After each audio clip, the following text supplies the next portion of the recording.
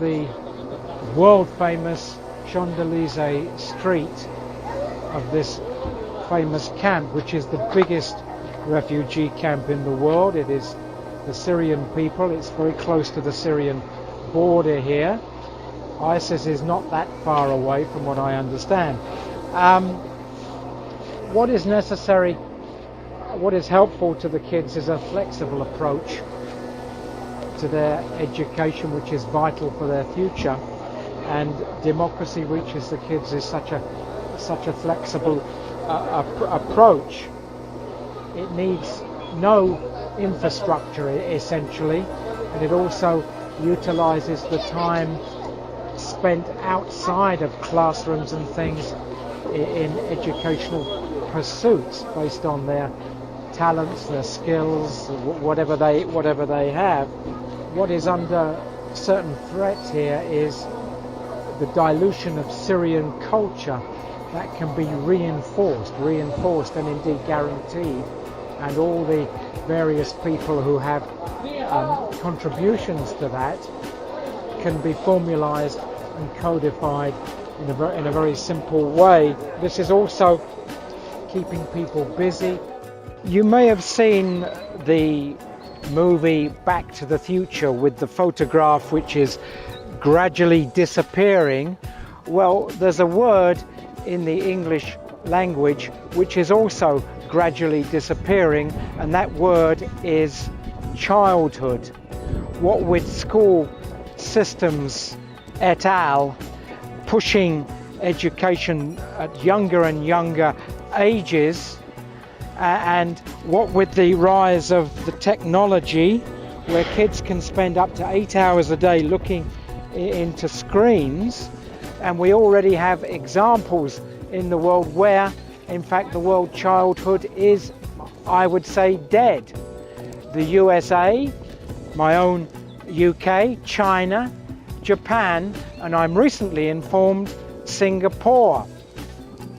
I therefore declare in the Zartaro refugee camp for Syrians in the beautiful country of Jordan, I declare the retiring of the word from the English language of the word childhood, because it is essentially kabut.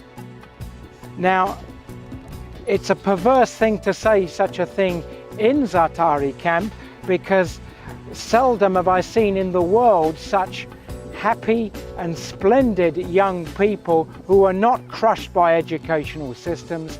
And of course, the construction of this camp is because of international donors around the world, and everybody recognizes that the frontline states are the key arena for support of the Syrian people, and the folk here are keen to get back to Syria to recommence their life, and so working together we can deal with these issues. But I am truly sorry that in much of the world the word childhood is vanishing to the point of death. I would like to expressly thank the donor countries who've put together this well-organized camp of Zartaro, and that includes many of the other states such as Kuwait, UK, USA, various countries from around the world and around the Gulf. Turkey is doing a tremendous support, Lebanon also, and so many more. Please forgive those that I've missed, but all the countries that have supported, and also the donations of many, many people around the world to the noble cause of protecting these beautiful people of Syria, who are among the most physically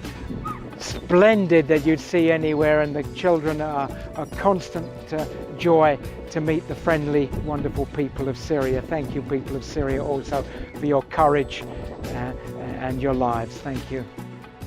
Well, here we are back in the capital of Jordan, Amman, and I did cite at the Zartaro refugee camp certain countries where the word childhood is in fact dead. Why did I select those countries? Well, these are the reasons. The UK, I noted. His Royal Highness Prince George has just started school at the age of 2. Parents who wish to visit potential grandparents in foreign places and utilise cheap tickets, well, they're fined something like £60 a day.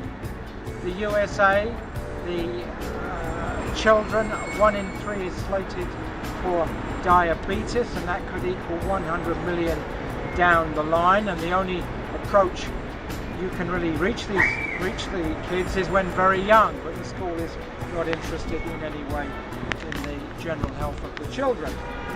China, you can be sitting in a class doing rote lessons, and those that can't handle it are put on oxygen at the back of the class. Japan has pushed something at least 800,000 boys, not girls, into their bedrooms who reject all things educational of Japan. And I did also note the splendid little country of Singapore, and that is because one of the guests here at the Jordan Tower Hotel is in fact a very distinguished student of Singapore attending Yale University. We are also back in the capital to honour Dr.